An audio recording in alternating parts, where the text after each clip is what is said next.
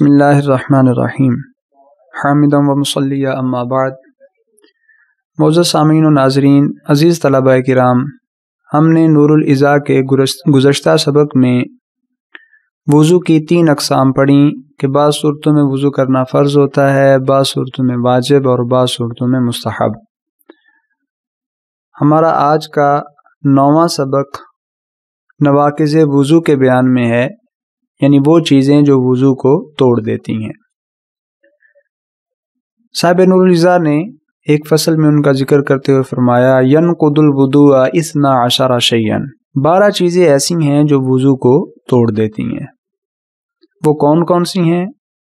پہلی چیز کیا ہے؟ فرمایا ما خرج من السبیلین الا ریح القبول فی الاصح۔ سب سے پہلی چیز جس کا ذکر فرمایا جو وضو کو توڑ دیتی ہے وہ ہے سبیلین سے جو کچھ نکلے وہ وضو کو توڑ دیتا ہے۔ اب سبیلین سے کیا مراد ہے؟ مرد اور عورت کی اگلی اور پچھلی شرمگاہ کو فقہ کی اصطلاح میں سبیلین کہا جاتا ہے، یعنی اگلا اور پچھلا راستہ۔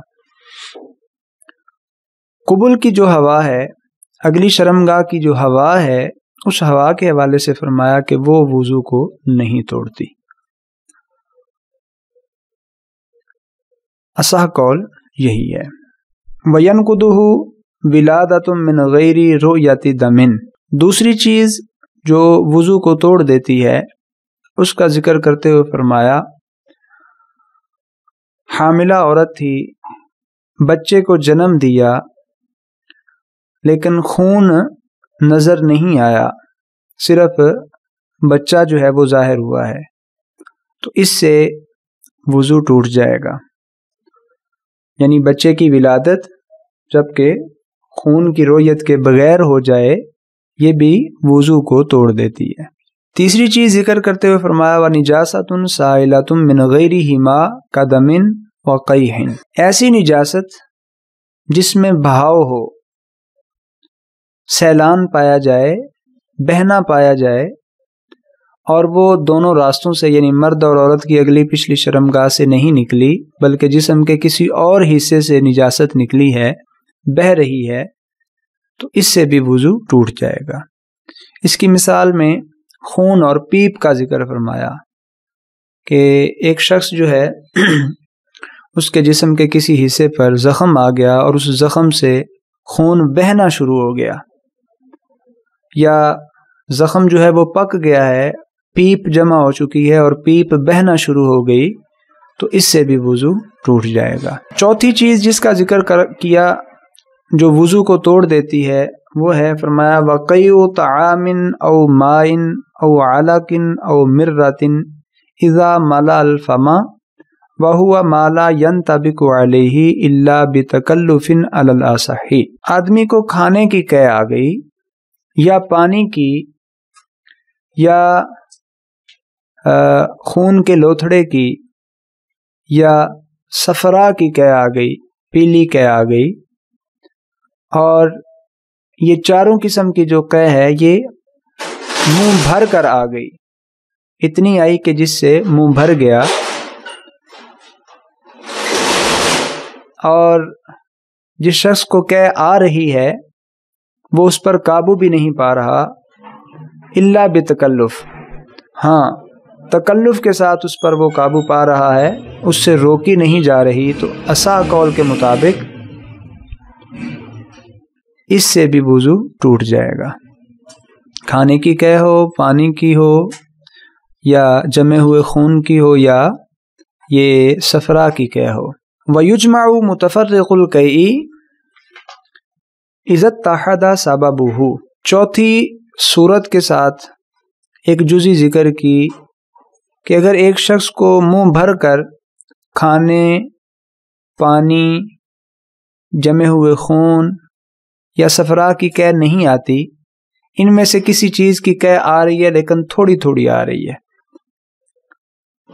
سبب اس کا ایک ہی ہے، تو سبب متحد ہے اور قے جو ہے وہ تھوڑی تھوڑی کر کے آ رہی ہے، اگر اس تھوڑی تھوڑی قے کو جمع کیا جائے تو وہ پچھلی صورت کے مطابق منہ بھر کر بن جاتی ہے، تو اس صورت میں بھی وضو ٹوٹ جائے گا۔ 4 چیزیں مصنف نے بیان کی جن سے وضو ٹوٹ جاتا ہے۔ پانچویں چیز وَدَمٌ غَلَبَ عَلَى الْبُزَاقِ أَوْ سَاوَاهُ، آدمی کے دانتوں سے منہ کے اندر سے خون نکلا اور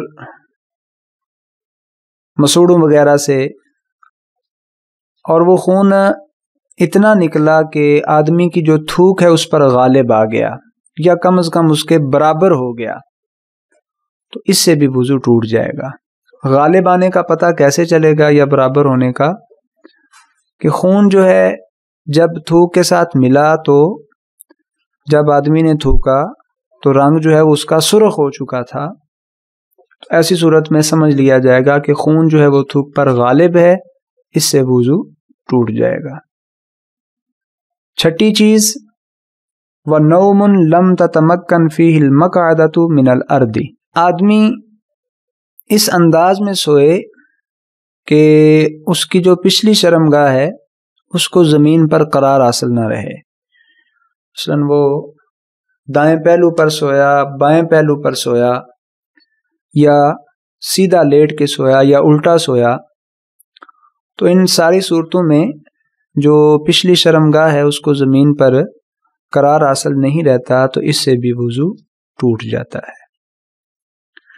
وارتفاع مقعدۃ نائم قبل انتباہہ وان لم یسکت فی الظاہر، ساتویں صورت جس سے وضو ٹوٹ جاتا ہے وہ یہ ہے،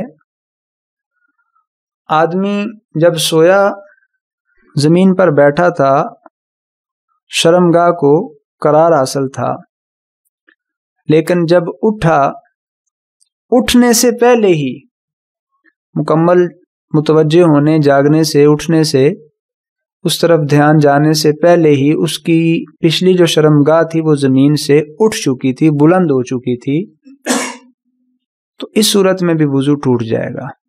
اگرچہ آدمی زمین پر نہ بھی گرے، وہ گرنے سے پہلے جو ہے وہ جاگ گیا ہے، لیکن جاگنے سے پہلے جو شرمگاہ تھی پچھلی وہ زمین سے اٹھ چکی، اسے قرار حاصل نہیں رہا، تو اس سے بھی وضو ٹوٹ جائے گا۔ آٹھویں چیز فرمایا وَإِغْمَاءٌ، بے ہوشی، یہ ایک مرض ہے جو انسان کے قوا کو زائل کر دیتا ہے، عقل کو ڈھانپ لیتا ہے، تو آدمی پر بے ہوشی طاری ہو گئی، اس سے بھی وضو ٹوٹ جائے گا۔ وَجُنُونٌ، نویں چیز پاگل پن، یہ بھی ایک مرض ہے جو انسان کی عقل کو ہی سرے سے زائل کر دیتا ہے، تو یہ چیز جو ہے اگر کسی باوضو شخص پر طاری ہو گئی، جنون اور پاگل پن، تو یہ اس کا وضو توڑ دے گا۔ وسکر، دسویں چیز ہے نشہ، نشہ سے بھی وضو ٹوٹ جاتا ہے کہ آدمی نے نشہ کیا اور نشہ کرنے کے بعد آدمی ذہن بھی بکتا ہے، بہت کچھ، تو یہ خود نشہ ہی جو ہے یہ ناقض وضو ہوگا، وضو کو توڑ دے گا۔ گیارہویں چیز وقہقہۃ بالغ یقظان فی صلاۃ ذات رکوع وسجود ولو تعمد الخروج بها من الصلاۃ، ایک بالغ شخص جاگ رہا ہے، نماز میں ہے، اور نماز بھی رکوع و سجود والی ہے، تو وہ بالغ شخص نماز کے اندر قہقہ لگا دیتا ہے۔ اب آدمی نے چاہے اس بالغ شخص نے نماز سے عمدن نکلنے کے لیے ہی قہقہ کیوں نہ لگایا ہو، تو بھی یہ قہقہ لگانا نماز وضو کو توڑ دے گا، نماز بھی توڑ دے گا اور وضو کو بھی توڑ دے گا۔ اب اس میں یقظان کی قید لگائی کہ بالغ شخص جب قہقہ لگائے وہ جاگ رہا ہے اور نماز جو ہے وہ رکوع و سجود والی ہے۔ اگر کوئی شخص نماز میں سو جاتا ہے اور سوتے ہوئے قہقہ لگاتا ہے تو اس صورت میں اس کا وضو نہیں ٹوٹے گا۔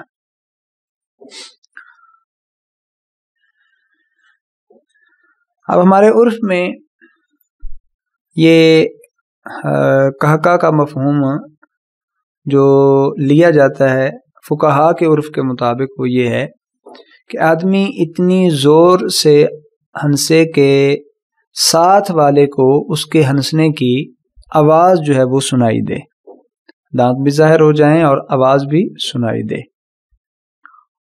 اگر نہ آواز آتی ہے نہ دانت نظر آتے ہیں، اس کو تبسم کہیں گے۔ اگر دانت نظر آتے ہیں اور آواز جو ہے وہ سنائی نہیں دیتی، اس کو دہک کہتے ہیں۔ اور قہقہ یہ ہوتا ہے کہ آدمی جو ہے وہ اتنی بلند آواز سے ہنسے کہ ساتھ والے کو بھی آواز سنائی دے رہی ہے، اور اس سے جو ہے وضو بھی ٹوٹ جاتا ہے اور نماز بھی ٹوٹ جاتی ہے۔ 12ویں چیز جس سے وضو ٹوٹ جاتا ہے وہ ہے وَمَسُّ فَرْجٍ بِذَكَرٍ مُنْتَصِبٍ بِلَا حَائِلٍ۔ آدمی جو ہے اپنی اگلی شرمگاہ جب کہ وہ شہوت کی حالت میں ہو، منتشر ہو، تو اپنی شرمگاہ کے ساتھ عورت کی اگلی شرمگاہ کو یا پچھلی شرمگاہ کو چھو لے، اور دونوں کے درمیان کوئی حجاب اور کپڑا وغیرہ بھی حائل نہ ہو، تو اس سے بھی وضو ٹوٹ جائے گا۔ یہ 12 چیزیں تھیں جن کو صاحب نور العزا نے بالترتیب ذکر فرمایا، جو پائی جائیں تو وضو ٹوٹ جاتا ہے۔ اس کے بعد اگلی فصل کے اندر کچھ اور چیزوں کا ذکر فرما رہے ہیں جو ناقض وضو نہیں ہوتی، انشاءاللہ ان کا ہم اگلے 10ویں سبق کے اندر ذکر پڑھیں گے۔ اللہ رب العزت کی بارگاہ میں دعا ہے اللہ تعالی ہمیں علم فقہ کو سیکھ کر اس کے مطابق اپنی زندگیوں کو بسر کرنے کی توفیق عطا فرمائے۔